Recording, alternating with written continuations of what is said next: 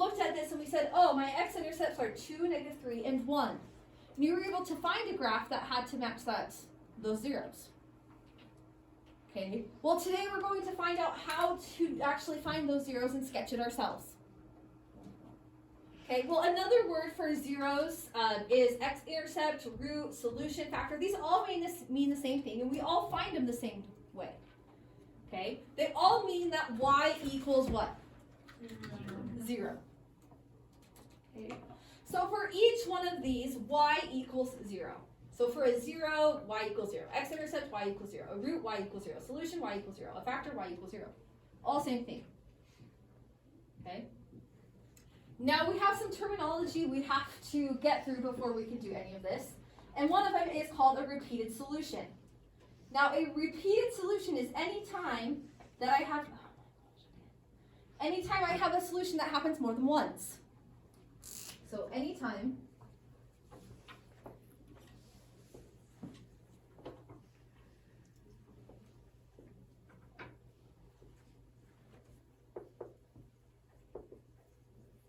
that happens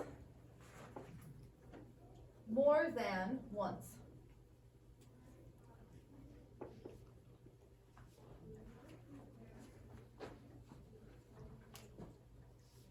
So if I look right here, I have some examples of what that means. I have f of x equals x minus 2 squared. Okay. Well, to actually write this out the way it's supposed to be written out, that's x minus 2 times x minus 2. How many times did x minus 2 happen? Twice. That's a repeated solution. Okay. If I look right here, another example would be f of x equals x plus 1 cubed.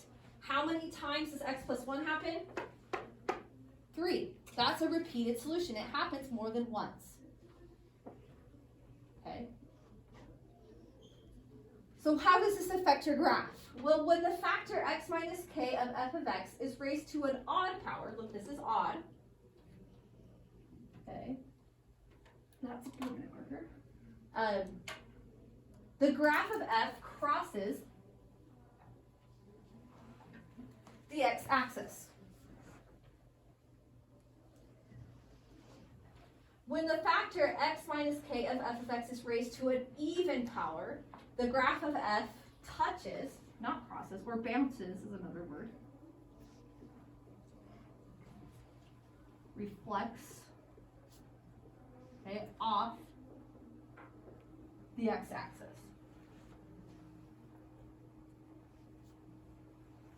So an example here, this graph, for example, I go right to, notice how it just touches. It bounces and comes back up. Okay. This one would look like this. It's a repeated solution. Any questions? Okay.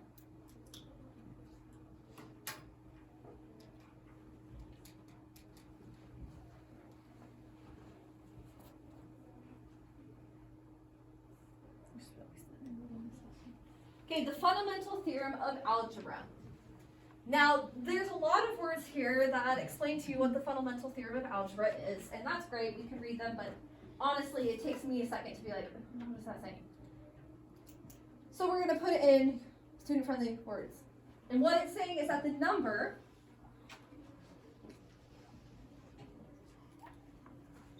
of all solutions, okay, real and imaginary,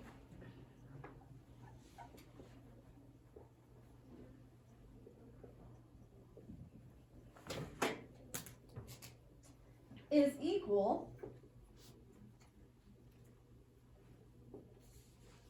to the degree of the function.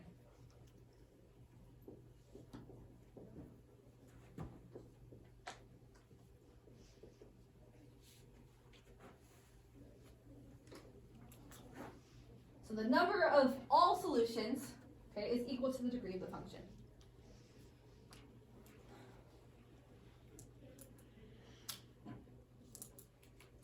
So right here, if you look, you had 2 zeros, degree was 2. 1, 2, 3, 3. Okay, these are real solutions, but we could also have imaginary.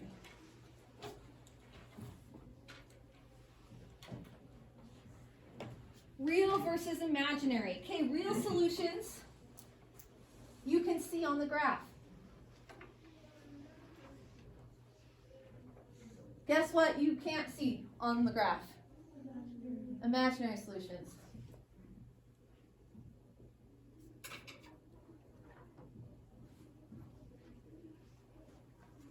Oh, I am so smart. I should have done this earlier.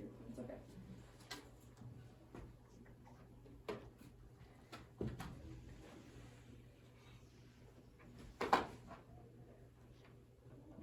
So if I were to graph this one right here,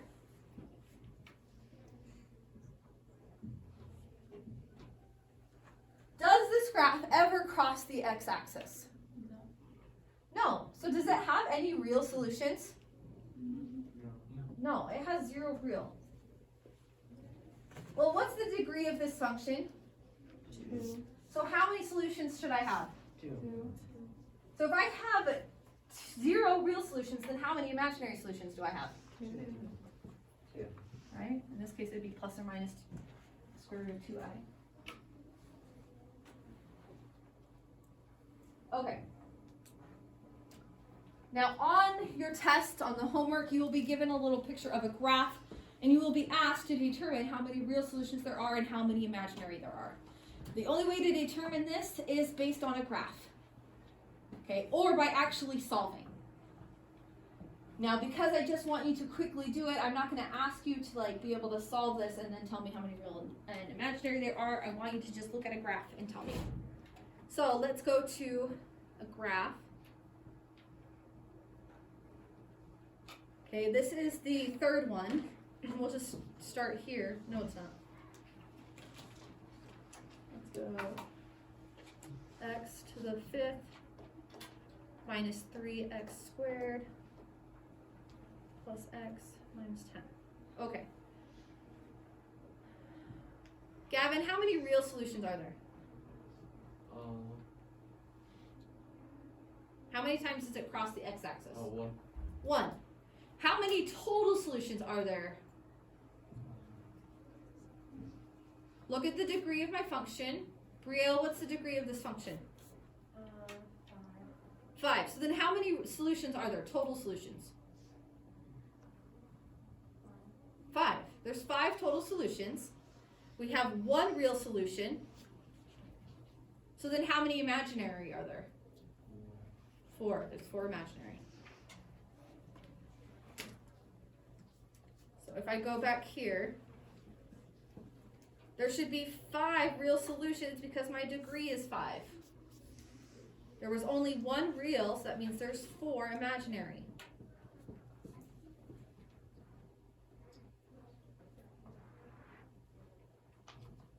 Okay.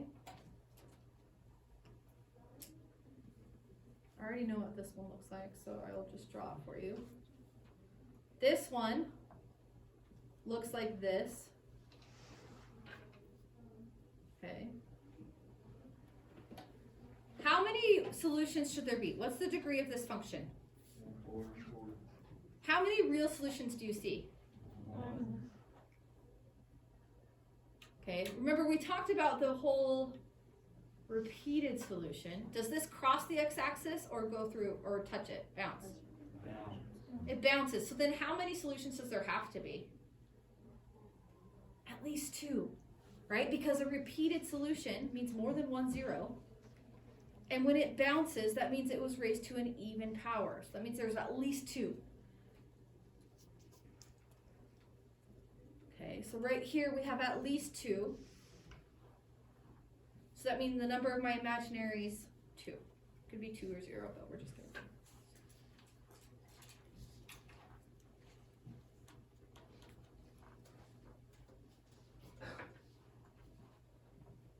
Okay, this was 2. And we could do this one, but we can see the pattern here just fine. What do you notice about all of these numbers right here? They're all even. They're all even. Okay, so imaginary numbers, or zeros, come in pairs.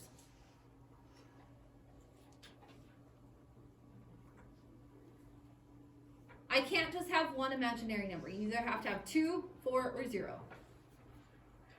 I mean, you could have 8, I guess, but we're not going to do anything that big, so we'll either have 2, 4, or 0.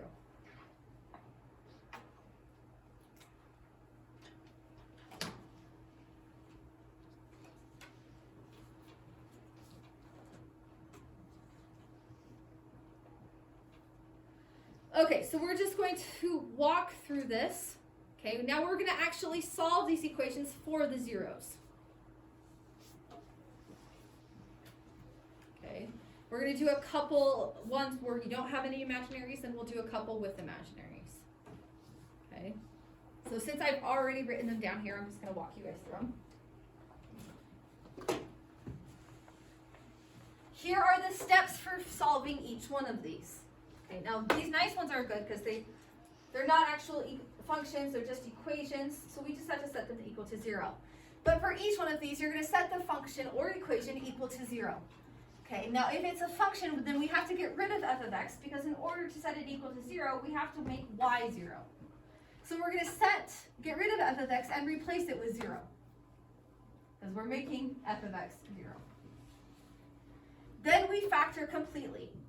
So once we've set it equal to 0, we have to factor everything completely. Okay, that's why we spent so much time last unit factoring and factoring completely. Number 3, we're going to set each factor equal to 0. Okay, if just one of my factors is 0, then the whole thing will be 0. Then we solve for x. So once we set each factor equal to 0, we solve for x separately in each one of those. It could be x, it could be r, it could be whatever variable you have.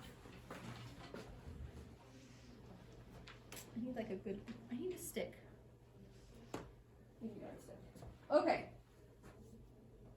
So with this first one here, it's already set equal to 0, okay?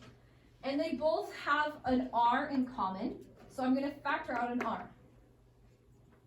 Then I'm left with 36r squared minus 1. Well, this is a difference of cubes because 36 is a perfect square, or I said cubes, it should have been difference of squares. Okay? So I take the square root of 36r squared and the square root of 1. I get 6r and 1, 6r and 1. And then the only way to make the middle term cancel out is if I have plus and minus. Okay. Once I'm done with that, I have to set each one of these factors, this r, the 6r plus 1, and the 6r minus 1 equal to 0.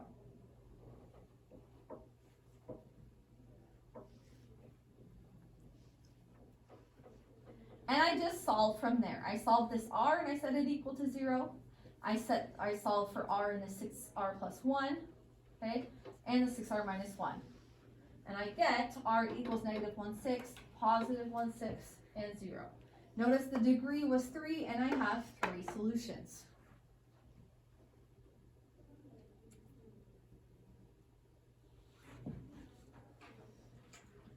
Any questions? Okay. I did the same thing here. First, I set it equal to 0. So I moved the 60x over to this side. Okay. Then I factored out a 20x. Left with x squared plus 4x plus 3.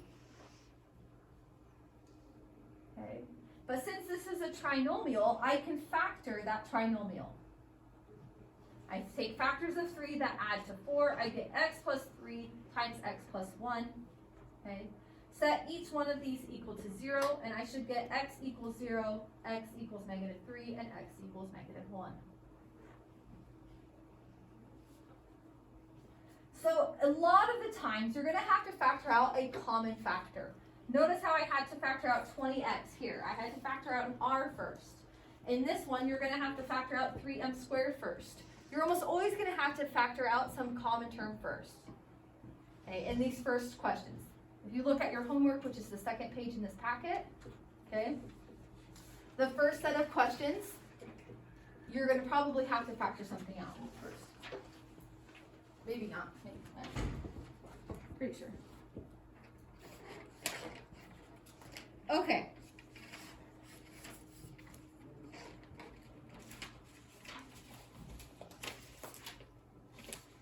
like you guys to do number 5 on your own. Okay, so go ahead and work on number 5.